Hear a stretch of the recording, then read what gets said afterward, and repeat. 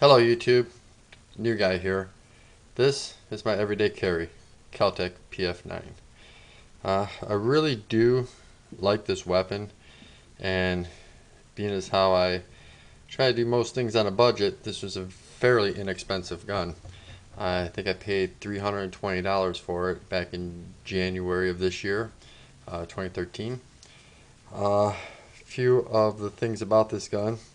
It is a very snappy little firearm, being as how it's only 12.8 ounces in 9mm. There's a few things, custom things I have done with it. It has a Hogue Junior grips, which I have cut down here across the bottom to fit with the desired height that I like for my finger here. And this, you see, it's got this little lump here. Allow my finger to fit right in that well. I can only get two fingers on there, one finger here. I'll go over that in a minute. Something else that I've done for that. Now, watching a James Yeager video from Tactical Response here on YouTube, and before I'd even purchased this handle, this Hogue Junior grip, he said that he hates these slip-on rubber grips due to the fact that they do slide up and down. You have a tendency to move on you, in a defensive situation. That could probably be bad. It might catch your magazine release and cause you to release the magazine prematurely or accidentally. So GallowayPrecision.com sells these stickers. It's a wrap that goes all the way around the grip of the weapon, and it provides a very nice stippling grip. The Kel Tec's regular grip, which you won't be able to see it, it's just got these little squares in here. It's not aggressive at all. It's very slippery, actually, if your hands are even the slightest bit damp from perspiration. Even if they're dry, you don't get that great of a purchase on it. So yeah, they sell these little, they call them a traction grip overlay. They have them for the PF9 and the P11. They were only $8, so I picked them up. They don't look that great. This is the gray grip that's supposed to be the gray overlay that's supposed to be for this gray grip, and it doesn't match all that well. But I tell you what, it does not allow this Hogue Junior grip to move at all.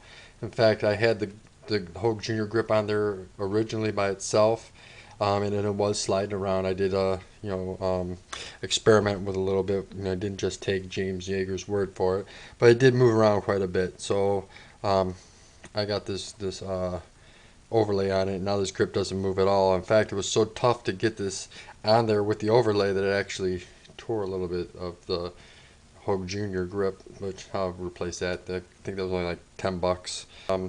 Polymer frame in gray. Steel slide with parkerized finish. Traditional 3-dot sights. Let me see if I can get the angle right here in the camera. Yeah, there we go.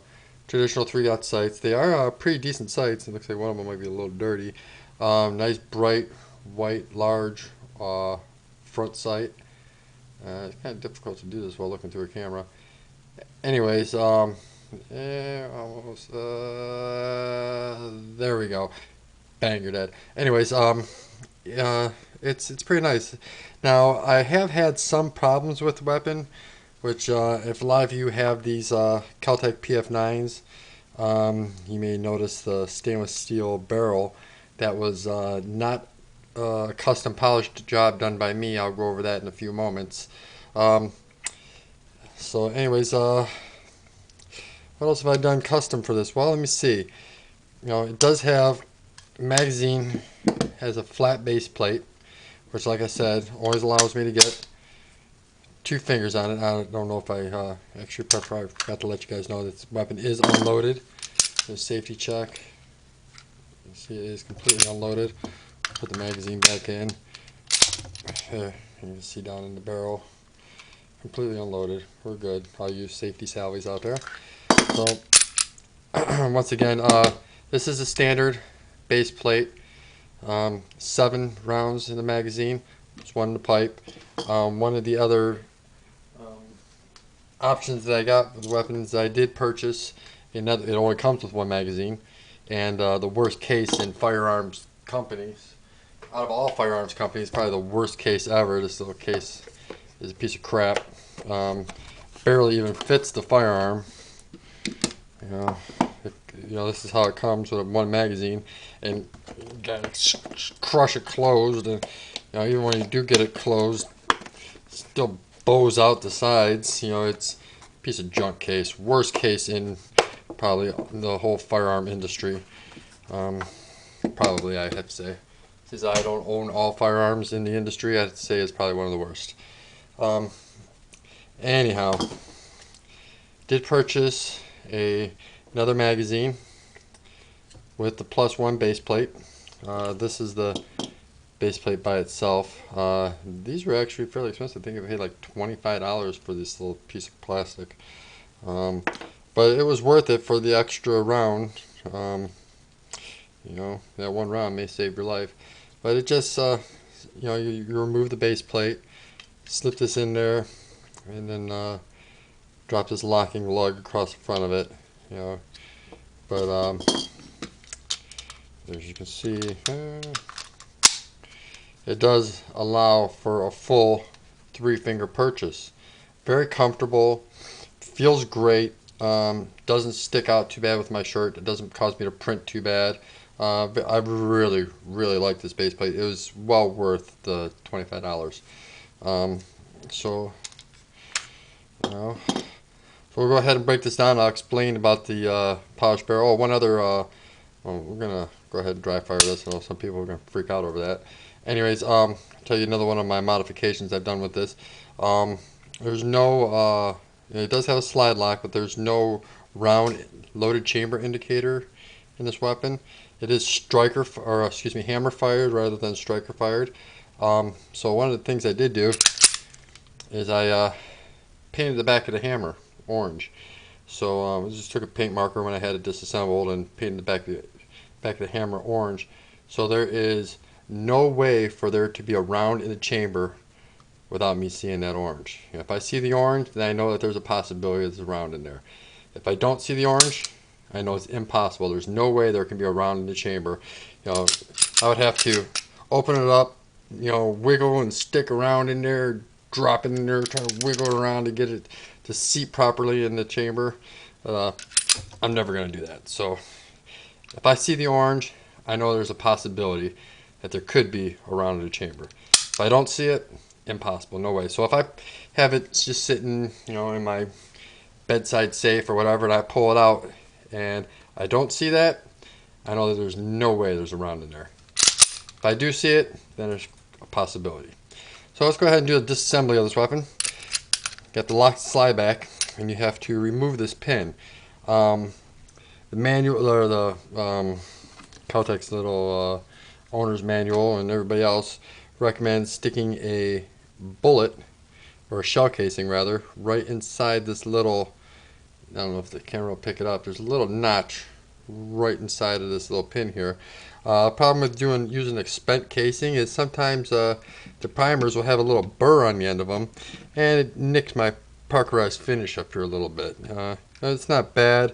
I see it. You probably can't pick it up on camera, but I see it and it drives me nuts. So anyways, well, this is the pin by itself. That's another pin that I have. We'll go over that in a minute when I discuss the problems I've had with this weapon. So, I don't mind using a live round to pull this out. Not going to provide enough pressure to discharge the primer. Here's the pin. So once you have this little pin out, it is a tilt barrel design, like most. Slide the barrel forward, or slide forward, and you have the barrel spring slide assembly. Very basic construction of the weapon. We got the hammer, and I believe this is steel. This could be aluminum. I'm not really sure what the internals of the frame are made of. Due to the weight, I'd have to say it's probably aluminum. It only weighs 12.8 ounces while empty. It's got a 3.5-inch barrel. very light, so which creates a lot of the snap to it. Um, One of the modifications I did, Galloway Precision also sells replacement springs, which bring it up to 20 pounds compared to the stock 16 pounds. Um, they also sell a reduced power hammer spring and firing pin. They do sell short stroke triggers. I don't mind this trigger one bit. A buddy of mine fired this and he hated it. Hated trigger. Gotta do a trigger job. Gotta do a trigger job. I'm used to a trigger. I like it. I feel safe with it. I feel comfortable with it. I know how much pressure is required to get to discharge it. I don't mind it one bit. I feel very safe carrying around chambered. Um, I know what it's going to take to actually discharge this weapon, so I'm not worried about any negligent discharges. Well, for some reason I've pulled my weapon, I need to reholster or whatever. I don't have to worry about anything. Um, so, anyways, this the spring does change the pull or the recoil to 20-pound recoil spring. It cost me $15 for it. It's not bad. The stock spring comes with 16 pounds, so you have it requires 16 pounds to pull this back, or the original one. This one's 20 pounds. Does take you'd be surprised how much 4 pounds will take out of the snap that this gun provides. So now we'll go back to the barrel. Now there are two problems. I've had this gun, like I said, since January. It's now June. I've had this gun 6 months, and I've put between 500 and 600 rounds through it, I'd have to guess. Or no, actually I'd say I have to say I put 500 rounds through it, yeah, because I was keeping real steady track of it, so somewhere between the 400 and 450 range. We were out shooting in the Huron National Forest, and my pin snapped. It just sheared right in half. The head of it just sheared right off, and the slide just started wobbling around real loose. And fortunately, I didn't shoot it after that. It was very noticeable when it happened. Just a lot of slop and play in the hands. So yeah, just popped right, sheared right off, and that was it for shooting this for that weekend. So anyways, customer service wise, Kel Tec is amazing customer service. 100% warranted, and the warranty is transferable with the weapon, not the owner. The warranty will follow the weapon around for its entire lifetime, not just the owner. So that's great. It's an amazing thing. It is made in the USA, made down in Cocoa Beach, Florida. So I called Kel Tec, told them that this happened, and they said, "Oh, no problem. We'll send you out another pin right away." I said, "Well, is there any way I can buy another pin just in case it ever happens again?" And the lady told me no. She would not sell me another pin, but she'd just go ahead and throw one in there and give it to me. So that was great. Good customer service. Now, another problem that I had between the 450 or between the 450 and 500 round, I believe it was, or it could have been 4 to 450. Yeah, I forget now. I don't have my paperwork with me that I keep everything annotated as how many rounds were discharged through all of our weapons. But anyways, was out shooting this one. Once again, here on National Forest. A few weeks later, actually, I think it was after the pin broke. Took it to the range, fired a few rounds through it. Maybe 2 magazines, maybe possibly, and then took it out back up to the Huron National Forest, do some shooting again. Had a black barrel, and this is where a piece right here where the spring and guide rods sit. I would have to go this way. It just snapped or sheared right off. Snapped right there. It was the craziest thing I've ever seen in my life. This is good quality steel. I did know at one time what the steel was made out of, and I work in a manufacturing facility. I don't remember what it was. The barrel or the manual may say what it is. Uh, I'm not really sure if it does or not. It may say. Well, anyways, you can look it up. I remember at the time when I got the weapon, finding out what the barrel was made of, and it's a good steel. So I'm not going to blame Kel Tec for this. I'm just going to call that a fluke. So, anyways, I call Kel Tec and talking with a gentleman, and they sent me one out right away. Normally, the procedure is that they will send you an envelope, or you send it to them, and they'll send you back a replacement barrel. When I called, I was kind of complaining, that I just had to go through this problem with the assembly pin, and now I've got this problem with the bolt or with the barrel. Kind of kind of nervous. This is the weapon that I use for everyday carry, so this is what I'm going to stake my life on. And he said, well, sir, we're really sorry. I'll tell you what, I'll send you an envelope with prepaid shipping on it. You send me back the barrel, and I will send you another one, replacement, once we take a look at it and make sure that everything's legit. I thought, well, that's going to take an extended period of time, so whatever. It's going to save me a few dollars once again, cheapskate. So I'm waiting for it to come. Well, it never comes. So I call back, and say, hey, talk to some guy. I didn't take his name down, but he told me he's going to send me an envelope so I can send him in a barrel. So this gentleman tells me, oh, you know what? He says, I'll just send you a barrel. I'll send you a barrel, right away. I'll go out to the warehouse. I'll pick you out a barrel myself. I'll make sure everything's legit with it. It's a good quality barrel, and I'll send it to you with an envelope, and then you just send me the broken barrel back. I said, great, no problem. So I made sure I found out this guy's name this time, and it was Chad from Kel Tec. I don't know if any of you are familiar with the Nut and Fancy videos.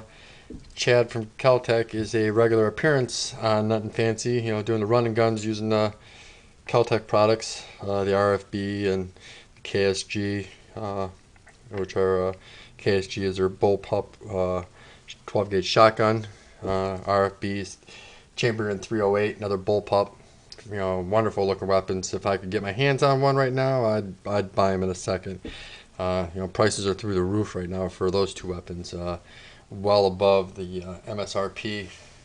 People are asking phenomenal prices on them, extraordinary, way above what they should be going for, or what they were going before, prior to the Sandy Hook shootings, when everything went really nutball with everybody fearful of the Second Amendment infringements. So anyways, Kel Tec PF9. Go ahead and do a quick reassembly of it. So yeah, just dot the barrel. And it's kind of difficult to do while looking on camera. So we'll just not look at the camera and actually look at what the hell I'm doing. We'll be alright.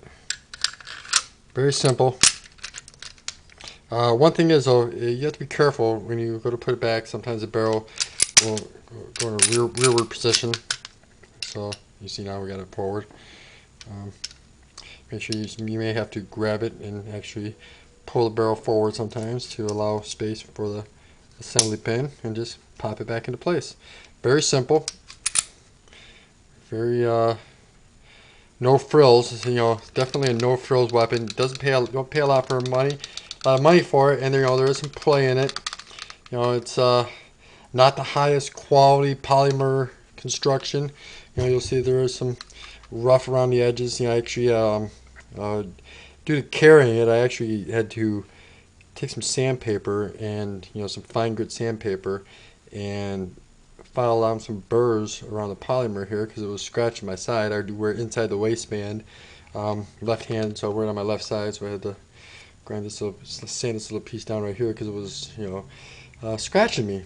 Felt like shit. Didn't like it. So anyways, there's a Kel Tec PF9 8-round magazine, full 3-finger purchase. stock 7-round magazine, 2-finger purchase. A little easier to conceal this way. It doesn't print quite so much. This one does print just a hair more. Eventually, you guys will get to know me. Well, actually, for my intro, you might realize I'm a fairly skinny guy. Prefer the word slender. So printing for me is an issue. It's very difficult for me not to print. I do wear at the 8 o'clock position, so the handles will stick out right around my, right around the back of my, my back would be right around here, my side, so I do have a tendency to print here a little bit, but it's not that big a deal. The further I wear it back, the less I'll print. I don't like to wear it behind my hip, actually, for, if I ever fall. I live in Michigan, and our winters here can be pretty dreadful, so I don't want to have to fall and land on the weapon and, dislocate a vertebra or something. So I definitely don't wear at the 6 o'clock. I tend to wear it a little bit more around the 8 o'clock position. And once again, if I ever not sure whether or not there's a round in the chamber, if I see that, it's a good chance of it. So anyways, Kel Tec PF9 does have a last shot hold open. They don't recommend when you change the magazine to actually pull it down. It's not designed to release the slide by pulling this down. You can do it. It requires quite a bit of pressure. I don't recommend it. It doesn't take but a second to pull the slide back a little bit. Even in a defensive situation, not a big deal. Nice weapon. I love this gun. Carry it every day. And I guess that's about it for it.